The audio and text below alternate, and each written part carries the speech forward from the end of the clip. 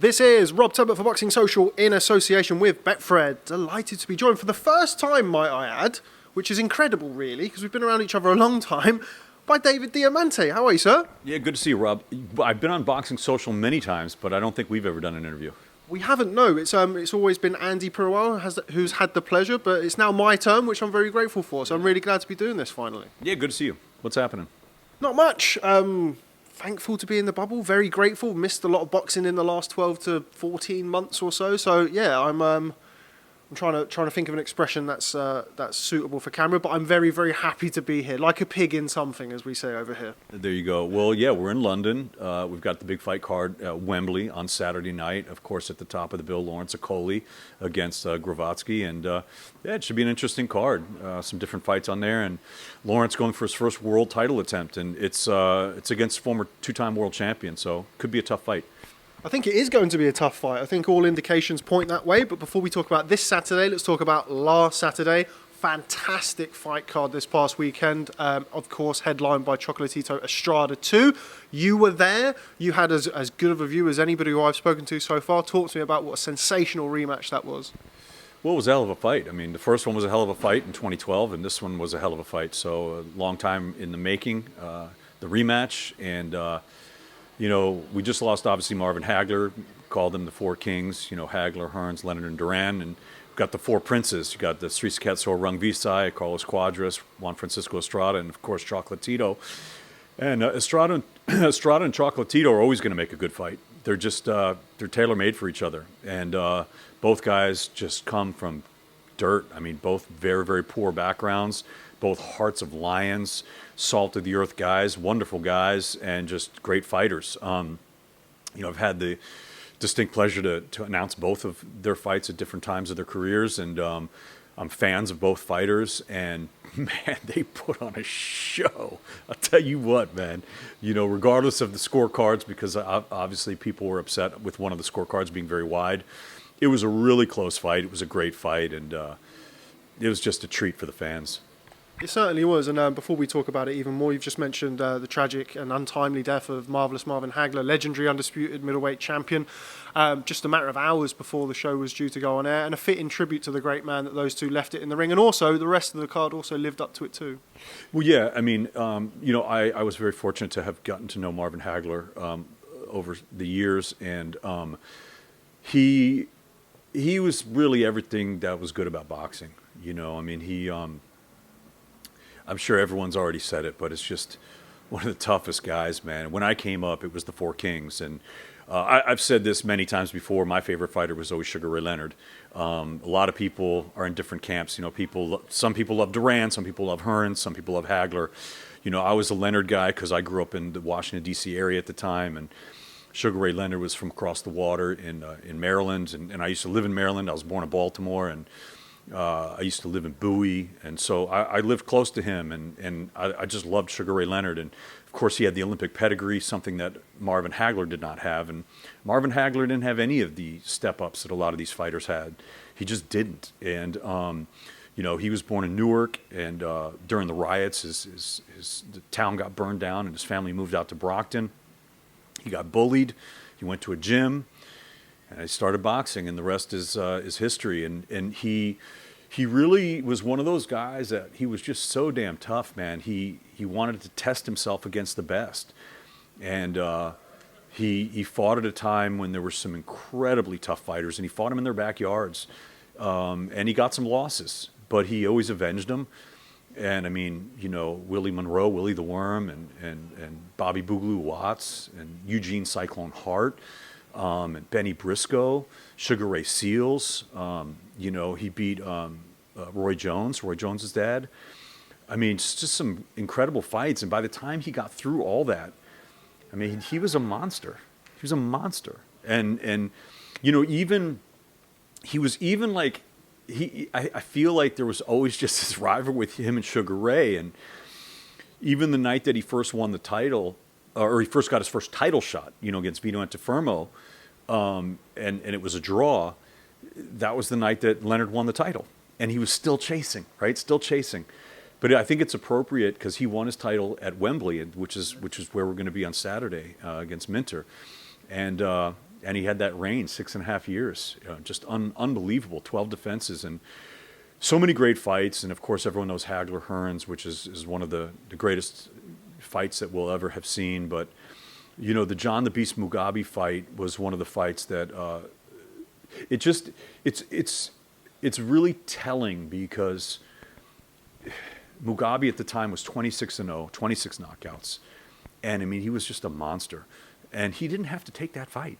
I mean, that was the fight he took after Hearns. He took this fight before he fought Sugar Ray Leonard. It was his last victory. It was his last defense. He didn't need to take that fight, and that's the type of guy he was. He wanted to. He was a man's man. He was an honest man. He was a warrior, and those guys, those four kings, really carried boxing after the Ali era, and they're the ones that got me into the sport. Because I grew up watching. There were a lot of fighters I loved, but there were no one like those guys. And they had all these round robins, and it's funny, we talk about the Chocolatito and Estrada fight, and like I said, that's kind of like the four princes, because you got Quadras and Sri Saketso Rungvisai, and there's also Ioka. Just even like there was Benitez, could have been the fifth king, some people say, but just an incredible era of boxing. And the thing, Rob, we could see that again. I mean, look at the division right now with Haney and Ryan Garcia and Gervonta Davis and Teofimo Lopez. I mean, these guys are awesome. All of them are great. I'd love to see them all fight each other. And it's one of those things where one guy could beat one guy, but his style might not be right for the other guy. You could see that happening. There's no reason why that can't happen now. I mean, there are plenty of reasons why it's not happening, but there's no reason why it shouldn't happen and why it can't happen. But that's a shame. And to bring it back to Marvin, just at the end, it was one of his dreams, if you knew him. He really wanted boxing to have one champion per division. That was a dream that he said he wanted before he passed. And obviously it didn't happen before he passed, but it's a dream that we can all have, and I think it would help propel the sport back to the state of prominence that it once held. Fitting tribute. We've heard a lot of them of Marvin Hagler in recent days since his passing. I think that's right up there with the best that I've heard. So thank you very much for sharing that with us. Moving on to this weekend, you mentioned there we're going to be at Wembley, the scene of Marvin Hagler's first world title win over our very own Alan Minter. Lawrence Okolie, as you mentioned at the start of the interview, in tough against Okolie-Glowacki, who we all know, we've seen him box at a very high level. Steve Cunningham, Marco Huck, Alexander Usyk, kind of a boxing come MMA fight with Myris Bradis in the World Boxing Super Series. Real step up for Lawrence Okolie, but one that we've seen him around the bubble all week, and one that he looks at least to be very, very prepared for.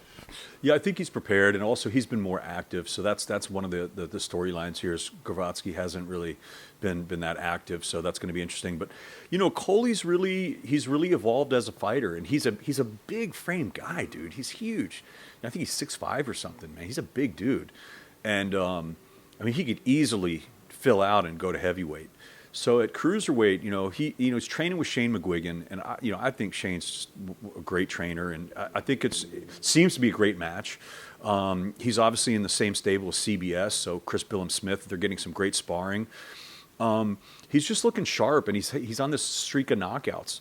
So I think if he can keep his distance and stick to his boxing, I think he should fare really well. I think he's the favorite in this fight. You mentioned the work that he's done with Shane McGuigan, albeit no fighter has been as active over the period of kind of COVID and the restrictions that have been involved as they would like to have been, but he did get out against Nikodem Jazewski on the Anthony Joshua AJ Pulev undercard, and I think that's probably the first clear indication of some of the developments that we've seen under him and Shane McGuigan. Yeah, absolutely. And it wasn't a fight. He wanted to fight. He wanted a fight for the title, but that's one of those things. And I think CBS was supposed to fight Juma a couple times, and that fight fell through. But that's what it is these days, and that's why there's this whole mantra of no easy fights. And when fighters are getting a call, they got to be ready and they got to take those fights. And we're seeing that. And even like on this card, we've got Ramla Ali, who's under AJ's management, a 258 management. She's only had one pro fight, and she's fighting Beck Connolly, who Beck has an upside down record, but Beck is tough, and she's had 11 fights or something like that. And Ramla's, this is her second fight, so it's like one of those things. Like you just got to go in tough. Even on that card last week in Texas, the Amo Williams fight was really a great step up when he fought Mama's boy Dennis Douglin. I've known Dennis since he first started from the amateurs, and he's a tough fighter, man.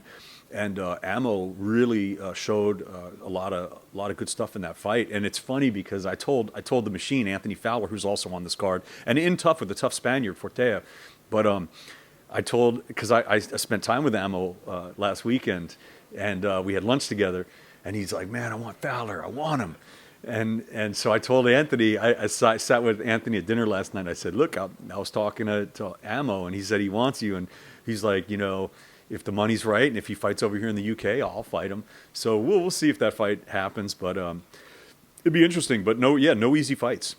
You mentioned that, and it's kind of something that we heard right at the very start of the pandemic, but in my opinion, at least, it took a little bit of time to implement. I think promoters rightly didn't jump in with 2 feet and go, right, here's a load of 50-50 fights, but as time has gone by, as fighters have been, you know, in a position where they've had to take fights that they maybe shouldn't have, promoters have been in positions where they've had to make fights that they maybe shouldn't have, we are now seeing more upsets, more competitive fights. How important is it for the growth of boxing that continues after we come out of this COVID lockdown? Well, it's absolutely huge, and it's like a wake-up call to a lot of fighters. I mean, look, let's look at what happened here at Wembley last month with Josh Warrington, Mauricio Lara. You know, I mean, that's you can't take any of these guys lightly, and it's what is going to propel the sport. You don't want just a Cowboys and Indians card. That's what they call it. You know, like just the A side and B side. You want to see competitive fights, and I think the fans deserve that. And I think it's also in the going back to Hagler and how he came up and he got those losses to Willie Monroe and you know, but he came back and he avenged his losses and his draws. So just because you don't have the O at the end doesn't mean you can't come back and become better. A lot of times that's how you become a better fighter. You've mentioned those lightweights who have been kind of prematurely dubbed the new Four Kings. Admittedly, Teofimo Lopez has a fantastic win under his record, on his record against Vasily Lomachenko, but the rest of them, albeit a good win for Ryan Garcia against Luke Campbell, still yet to take those fights to propel them into that king status, as it were.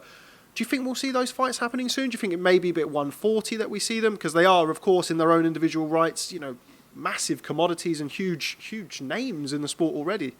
Well, 140 is a freaking hot division, man. I mean, it's a tweener division, but I love 140. I've always loved it. And some of those monster guys coming from lightweight to welterweight stop at 140. And man, I love watching it. And of course, I mean, we've just had so many great fights, and we've got a really beautiful one coming up. We have a couple. Actually, just this weekend, we got Ortiz and Hooker, which is a really exciting fight.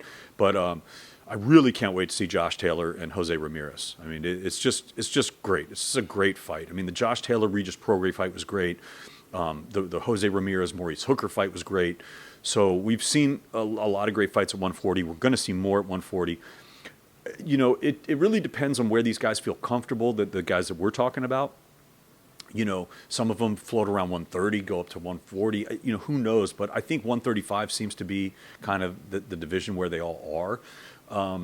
So I just don't know. But I think you're right. I mean, Teofimo, I think, definitely has the best win out of all of them against Lomachenko. It was a great win for Garcia against Campbell.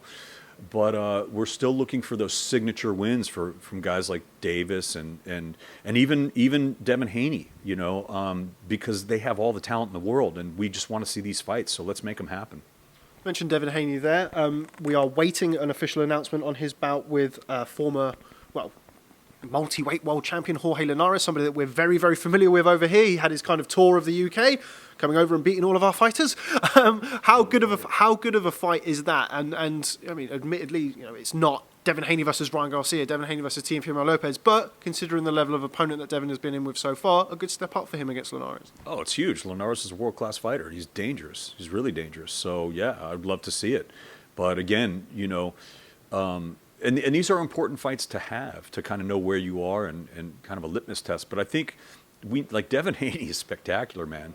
He really is. He's an incredibly talented fighter, as are a lot of these guys. So let's see him fight each other. But yeah, I can't wait to see him fight Linares. That's an exciting fight. I hope that fight does happen. But again, I would love to see these big names fight each other. I think that will propel the sport to a new level, get a lot of new fans, because these guys all are very popular in their own right. Teofimo Lopez has a lot of fans, Gervonta Davis has a lot of fans, Ryan Garcia has a lot of fans, and Devin Haney has a lot of fans. So, you know, you make those fights and you have compelling fights, I don't think anyone, the fans are going to win.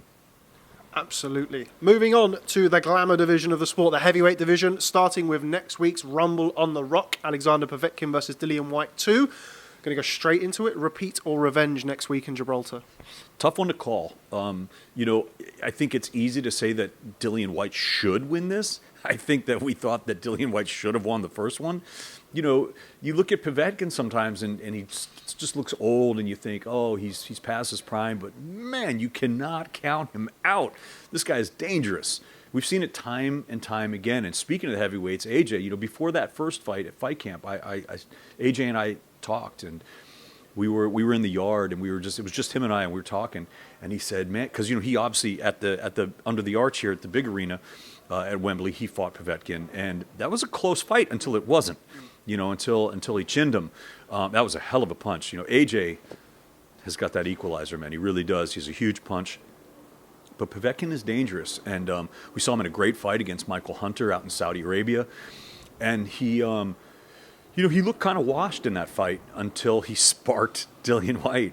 So it's really hard to call it, because I hope that Dillian is taking this really serious and not just thinking to himself, I had that fight the first time. I don't really need to do anything different. I'm just going to come in and this time I'm going to watch my P's and Q's a little bit more. I should get the job done. No, he needs to take this fight deadly serious, because Povetkin is absolutely dangerous. And he's one of those guys that, he doesn't just show up, man. He shows up. With the fight, originally the rematch was scheduled for November, which would have been an incredibly quick turnaround considering the emphatic nature of the ending of the first fight. Now it's been delayed, and we're kind of coming towards the end of March. Do you think that favours Dillian-Whyte as opposed to going straight back in November? I'm not sure. I think he was, that knockout, as brutal as it was, I think he needed a little time off after that, there's no doubt. But I think he had the time. I think the fights that really can hurt guys and age them are the ones where they just take tons of abuse and then they get sparked like that. Then you start really worrying about them. Like the Valdez-Burchelt fight, that was scary. That knockout was scary. I was really worried about Burchelt. Thank God he's okay. But to see him take all that punishment and then just get chinned violently, that's scary. And that's not what happened. So I think Dillian was okay. I'm excited that it's going to be in Gibraltar. I think it's really cool. I haven't been down to Gibraltar since the 90s. I took a boat over to Morocco, so I was down in Algeciras and Gibraltar, and it's a really cool area. So I'm excited to be there. I think it's only the second professional card that's taking place there. I think Carl Greaves actually fought there, and it's funny because I think he's going to be down there. I've been doing a podcast, hosting the Matchroom Radio podcast. And doing a great job, by the way. Oh, I appreciate that. It's a lot of fun, and so I think that next week I want to have Carl Greaves on, so that should be fun. And he had a little scrum over here in the bubble with the Josh Kelly situation and the David Avanesian, which was again another I guess you could call an upset, right? No easy fights. That fight was years in the making also, and just incredible to watch because PBK has all the talent in the world, but Avanesian is just. He's like one of those characters from a Friday the 13th movie. You kill him and he just keeps coming. He's a tough customer, and he got the job done. So yeah, I'm excited for Gibraltar next week. From one heavyweight big fight to a heavyweight monster fight, Anthony Joshua versus Tyson Fury. We've seen all of the headlines in the past week or so that there has been a contract signed, albeit with no date, no venue as of yet, but. I think anybody can agree that that's a positive step in making such a huge fight. Great for the sport. Oh, it's great for the sport. The fight needs to happen, right? Again, we're talking about we want to see the best fight the best, and that this is the best fighting the best. I think there's no doubt about it. I think we had a three-headed monster. I think Wilder, got his head chopped off, and obviously, not what's the word? Not in real life, but metaphorically. Metaphorically, thank you very much. It's been a long day. He metaphorically got the three-headed monster has now become a two-headed monster. So it's the best fight in boxing, in heavyweight boxing, without a doubt. We've all been waiting for the fight. We all want to see the fight. I think most people are favoring Fury, but I don't think that that's necessarily wise. Possibly. I think Fury's incredibly talented. but just AJ is really dangerous, and he has got a monster punch. And, you know, after the Ruiz loss, we've seen a different AJ. He's taken the game really serious. And AJ is, I think, a better boxer than Wilder. And so if AJ can land a big punch on Fury, it's heavyweight boxing, brother. Anything can happen. So that's what makes this fight so compelling. You know, I'm okay with Fury being the favorite, but I'm not saying that I think he's going to win the fight. I don't know. And that's what makes it so great. It's just a really exciting fight. Me and you were there in New York for AJ Ruiz 1. We were also at Ruiz Joshua 2 in Saudi Arabia. I have to make sure I get those the right way round on the rematches. We've also seen Wembley Stadium, as you mentioned, Anthony Joshua versus Alexander Povetkin. A lot of consternation and discussion around where this fight could potentially go. Where would David Diamante like to see this fight? Well, obviously you want to see it in the UK. I mean, that's just, of course. But if we're not going to have fans, then, you know, to me, that's not my, you know, that's up for Eddie. Eddie decides, you know, where the fight's going to be. But if I had my druthers, yeah, of course I want it here in England. It'd be amazing, of course. It certainly would. And also kind of what we were talking about with the lightweights and elevating the sport, there is nothing bigger than an undisputed heavyweight title fight, which this would be, which would feature obviously two Brits, but it's a massive fight on a global scale. Look, the heavyweight champion of the world is the most prestigious sporting title on the planet, as far as I'm concerned. When you're the heavyweight champion of the world, that's it. I mean, where else do you go from there? You know, all these other sports are great. I mean, I love all sports, but it's like you're taking away the ball. It's just two guys fighting. There's no ball, okay? The ball's your head. You know, it's like it's the pinnacle of sports, man. So it's unbelievable. It's great, and it's, you know, I think I love all this worldwide stuff that we're doing because boxing is a global sport, you know, and we're doing fights all over the world. And, you know, I was just in Italy for the Scardina fight, in Milan. You know, we'll be in Gibraltar next week. And then the week after that, I'm going to Uzbekistan. We've got the great Uzbek fighters, Shakram Giyasov, Murodjon Akhmadaliev, and Israel Madrimov are on that card, which I just can't wait to see these guys in action. And I know them all very, very well. I mean, I did those guys' first pro fights, and I'm close with those guys, and they take their craft so serious. So it's going to be great to see them in action. So I love it. And you know, we had AJ's last fight here just across the way, and that was great. But look, AJ Fury, to be honest, wherever it is, I just want to see the fight. But I would love it to be in the UK. I don't think it will be in the UK because of the crowds. But look, who knows? None of us know besides the powers that be, and it's not for me to decide. But if we can get fans, then maybe they'll change it. Maybe it'll be here. Well, hopefully so. It would be lovely to have it here. If for no other reason, then we wouldn't have to contend with jet lag, which is always a pain when you're travelling for a busy fight week. David Diamante, always a pleasure to speak to you, but even more so to do it on camera finally. The first time, I do hope it's not the last. Thanks very much for speaking to Boxing Social. I look forward to catching up with you soon. Absolute pleasure. Talk soon.